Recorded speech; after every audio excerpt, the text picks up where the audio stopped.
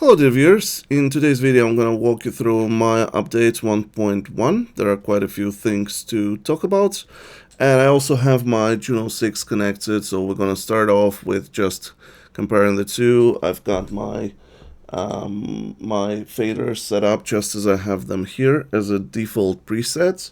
Here's how they both sound side by side.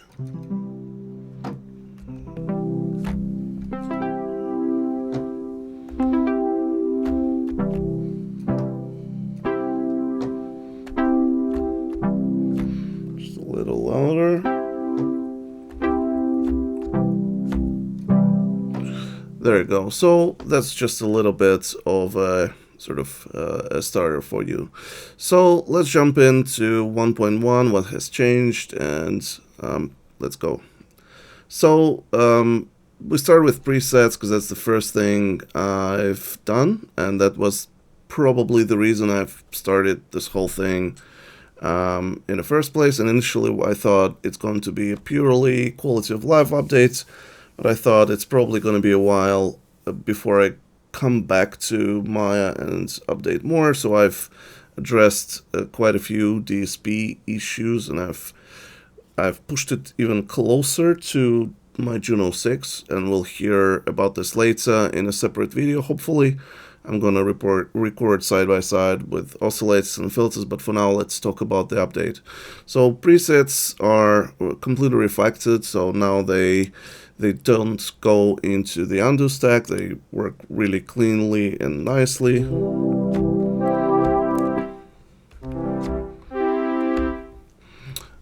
There we go. So and the main update is probably right here. As you can see, the spread is gone from the front panel, but it's on the back panel, and the biggest change here is that you can switch from poly mode to the unison mode. Let's hear how it sounds. So regular polyphonic modes, just 6 voices playing, and in the unison mode, which is originally on Juno-6, is a service mode where you can measure all the voltages and calibrate all the voices to match each other. But here it also plays all 6 voices together. It's like a monosynth with 6 voices, 6 oscillators playing.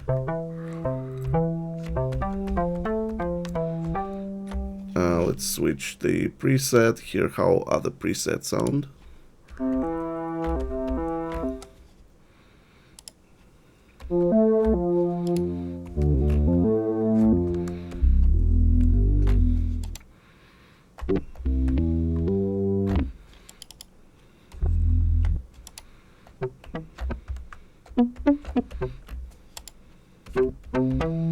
Actually, let me add an arpeggiator to make it a bit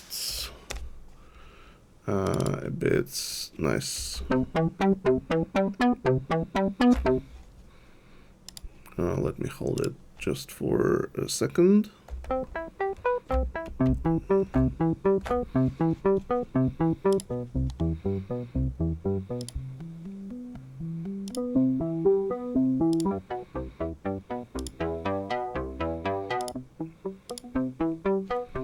Let's hear difference with regular poly mode.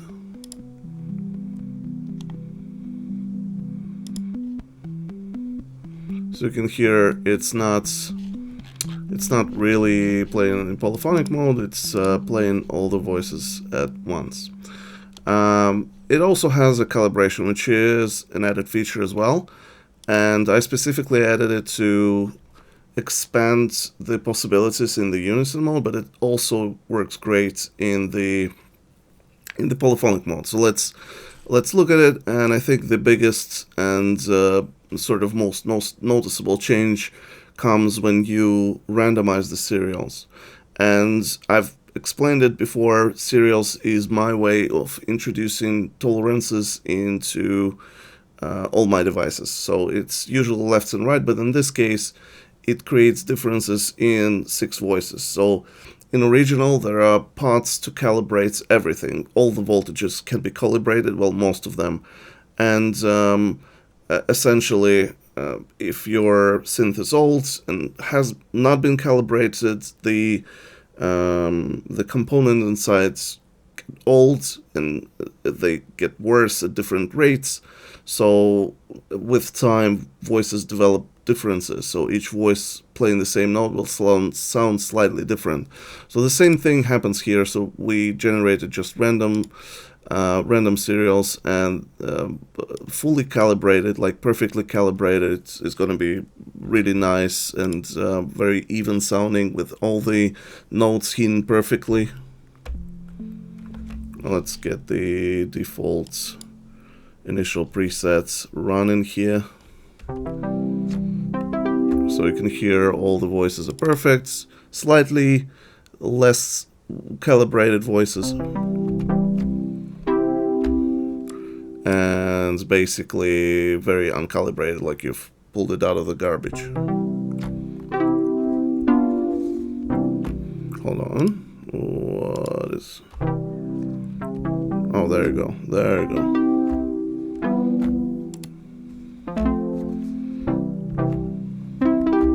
So you can hear there are slight differences in the notes it's playing, and it's especially noticeable if you go into Unison Mode.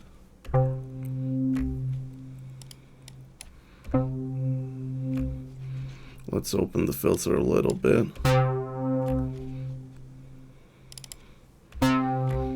So perfectly calibrated, very even. You can hear some detuning. Let's play around with serials.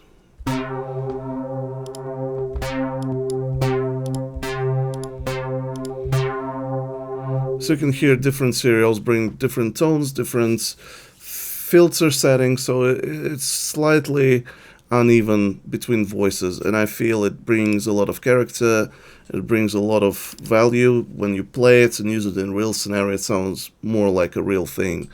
And you really don't have to think much about the serials. You can use whatever serials you want and make it your own synth, basically. Like put your, I don't know, your and your girlfriend's birth dates or something. So it's 6 numbers for each. Do whatever you want with it. So that's probably the bigger set of changes. On the insides, I'm gonna give you a quick walkthrough. I've noticed differences which I wanted to rectify with Juno-6. The biggest difference is the sub wasn't the correct phase. Now it's perfect phase like the original. I will dedicate a separate video to compare the two side by side.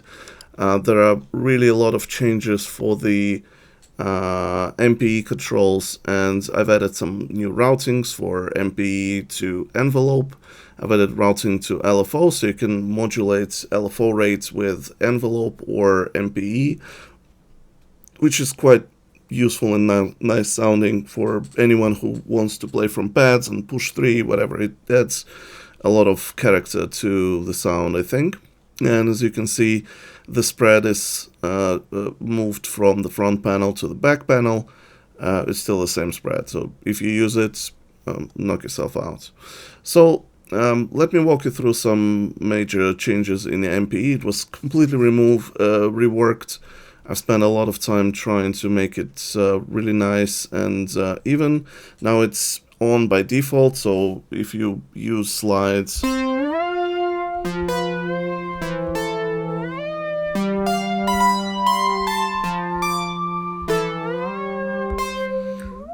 and pitch wheel as well. Filter mode is the same, so it's pitch wheel and mod wheel as well. New things, so LFO modulation with MPE. So let's get the LFO a little bit more pronounced. Let's put it on filter. Okay, we can hear it, so let's modulate it with MPE.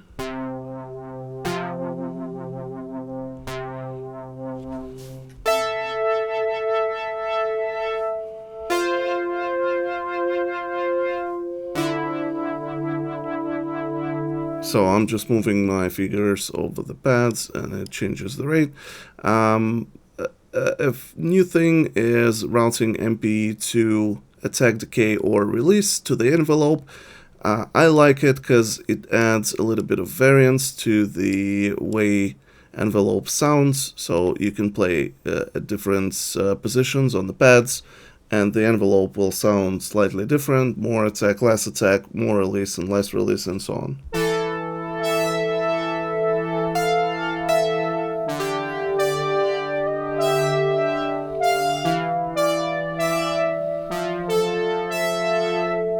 So you can hear different attacks, different releases. It allows you a little bit like more human playing, I guess. It sounds a little bit uneven. I really like it.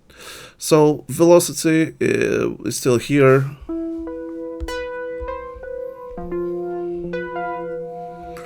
But what's new is the LFO routing from the envelope. So with envelope you can increase your LFO rate as well.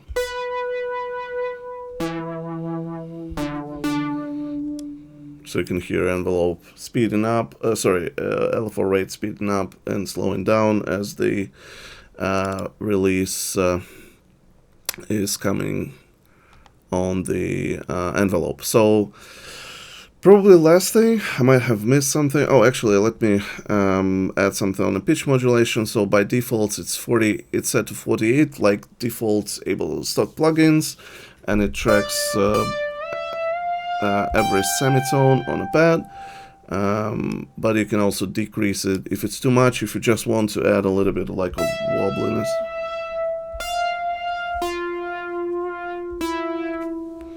By default, and it's on.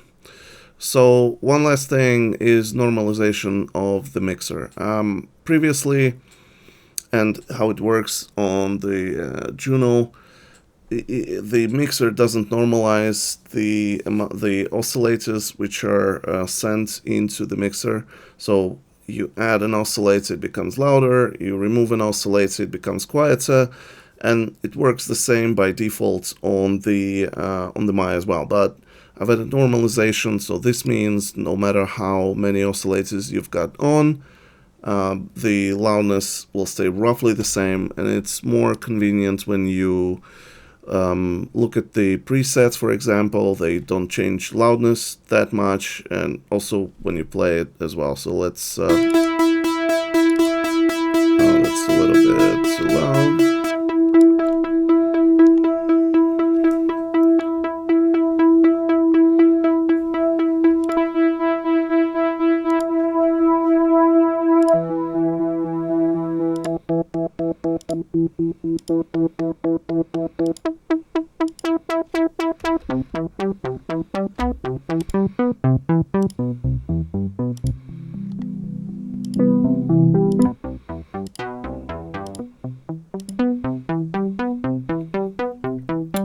So there you go.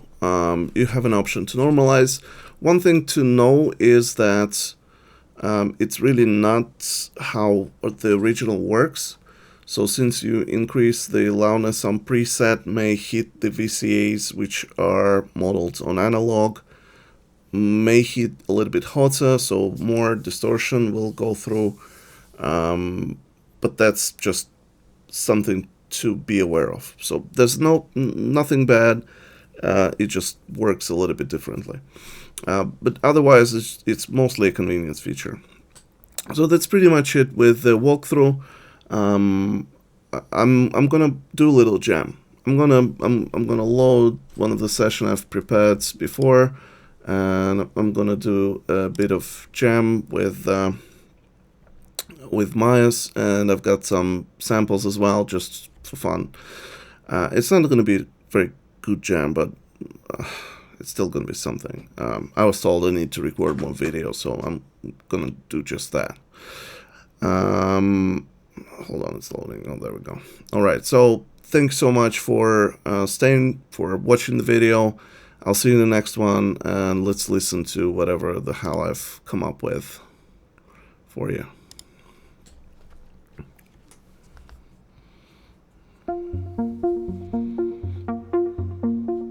So that's just my playing. And to give you a quick walkthrough, I've got the Squartz track which produces the sort of notes for the session.